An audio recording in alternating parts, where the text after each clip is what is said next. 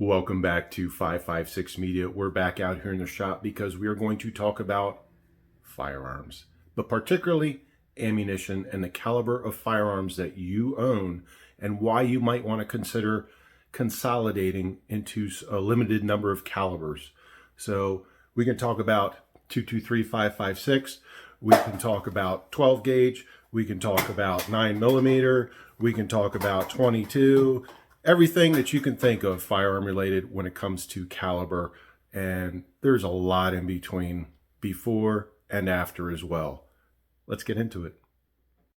What the hell?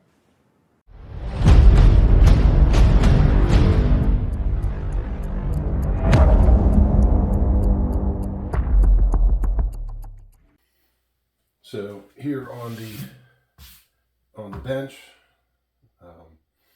it's a workbench, but it's mainly my gunsmithing bench.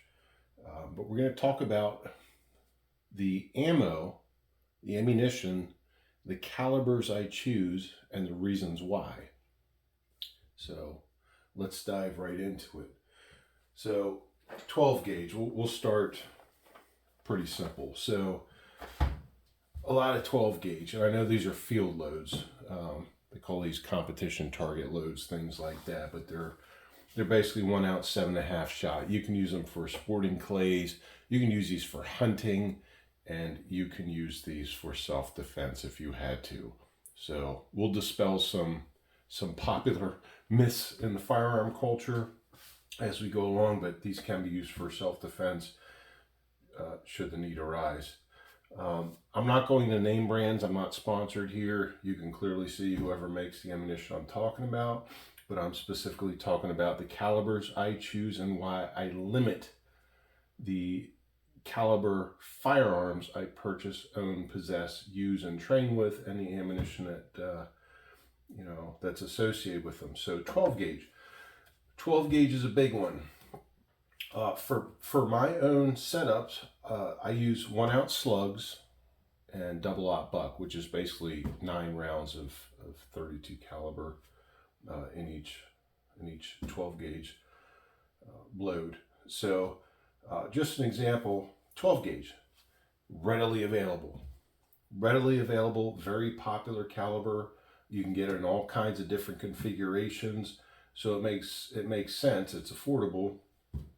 It was really affordable, then it became pretty unaffordable and unavailable, and then not so affordable, but it's kind of going back, just like all ammunition, to be affordable once again. So 12 gauge, I have several 12 gauge shotguns, so I always have 12 gauge on hand. I also have my, as I said, my personal defense shotgun is a 12 gauge, it's Remington 870, and it's 12 gauge 1 ounce slugs and double-aught buck.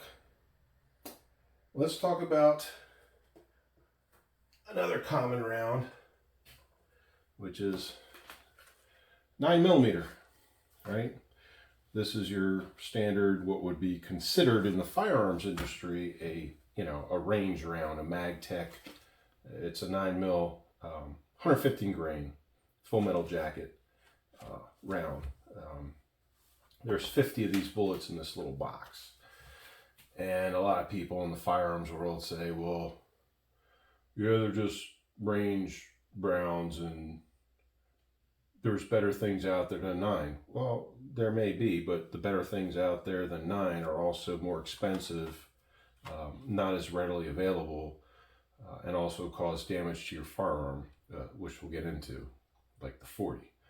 So 9mm is also a NATO round, and I'll mention that again in a little bit here in the video, but 9mm. So I've got everything from your range rounds to your higher end, they call them personal defense rounds, things like that. You've got these are full metal jacket. I've got the hollow points, I've got the Hydra shocks, I've got plus P rounds, courtesy NYPD. Thank you, NYPD. But love 9mm, and that's what I ended my professional career with was a 9mm platform, a Glock 17 to be specific. Yeah, 9mm, again, standard NATO round, and readily available and manufactured, and it's out there. So, and prices are down. So 9mm, so 12 gauge. I'm not saying it's NATO. I'm just saying 12 gauge and 9mm standard NATO round. Another one. 45 auto or 45 ACP. So 45 ACP, previously on my, and there's another video that was out about that, some of the changes I made. I went from 9, I switched to 45.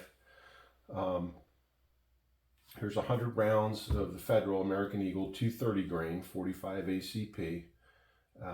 But 45, another, basically it's a NATO round. Like it's readily available, and the costs are cheaper than going with some of these newer customized rounds that have been floating around for a few years, and they keep coming up with newer ones and newer ones and newer ones, but they're more obscure and higher priced and less readily available than these three that you see right in front of you. So all these can do pretty much the same damage in a self-defense or battlefield environment. So anyway, so 45 ACP, yeah.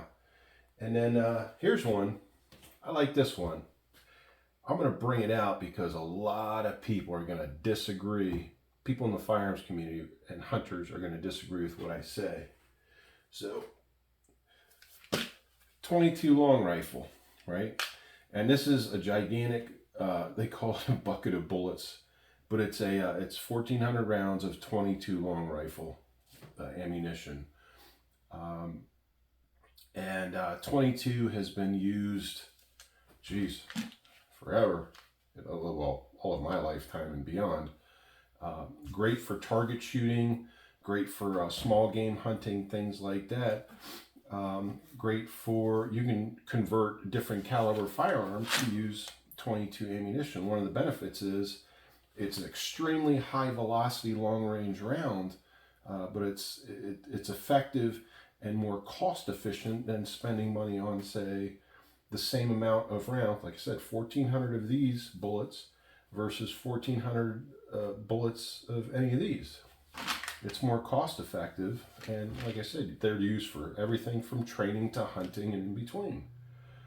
And for those doubters out there that say, well, it's only for small game. Well, I've taken down a deer with 22 when I used to hunt, so it'll do the job. I'm actually going to pull this out of the way real quick because it's a big thing. It's a big bucket of bullets, as they say. All right, so going back, and we're kind of going to work up to the final thing. So 223 Remington. 223 Remington. Yeah, so all of my rifles, carbines, whatever, are chambered in 5.56 NATO. Are you starting to put 2 and 2 together? Name of the channel. But this is 223 Remington. I buy both 223 Remington and 5.56. I mostly have 5.56, but if I can find a good deal on 223, I buy that too, because I can shoot the 223 through any 5.56. Well, through all of my 5.56 chambered firearms, my rifles and carbines and things like that.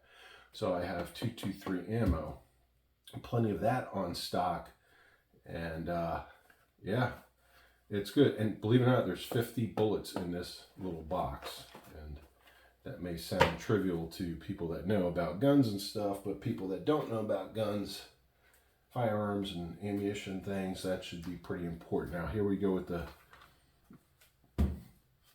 5.56 NATO. These are XM 193 rounds, as you can clearly see. They're made by American Eagle. There's only 20 bullets, 25.56 NATO rounds in this little box compared to 50 in the bigger box. What are these? 55 grain full metal jacket. And I have variants of all different types of 5.56. Generally with a 223, I stick with like the basics, but everything that you can imagine, firearms people out there know what I'm talking about.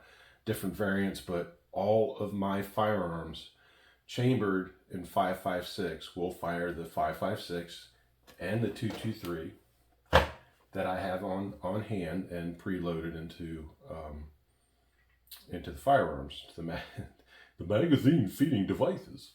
So I have that. And let's talk about elephants in the room. Now, I'm not into 300 blackout.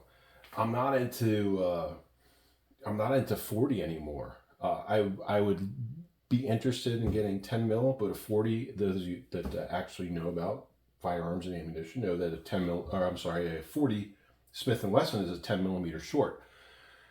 And over time, they have proven to be damaging to pistols in particular because they are overpressured 10 millimeter shorts. So you're firing a compressed big bullet out of a smaller framed firearm. And I can tell you for a fact it's true. It's not a myth or legend in the real world of firearms training and experience with them. But I still have two different 40 Smith & Wesson caliber firearms. So I still have plenty of that ammo too, but they're not out here because they are not my everyday type thing. I don't buy 40 cal. I have plenty. I don't buy anymore because basically I don't want to damage any more guns. And yes, I did experience a couple different incidents where my 40 cal Glocks, Glock Model 22s, were damaged by 40 Smith & Wesson rounds. So, and those were in professional use. So it wasn't like personal misuse or anything like that. That was professional use. So anyway, that's pretty much what it comes down to. So it reduces your overall costs. It reduces your overall inventory. So the more you limit the different types of caliber firearms that you purchase and own and store, in addition to the different ammunition calibers that go with them, the easier it will be in the long run, especially the widely available different ammunition. You can be in different countries and find this ammunition. So I focus on that. So anyway, that's it. Just a quick video about my personal preferences, what I do with my limitations with firearms and their calibers, and the reason why. You can do what you want. I don't care. I'm just telling you what I do. So everyone have a good one. Thanks for watching, liking, commenting, and subscribing, and we'll catch you on the next one.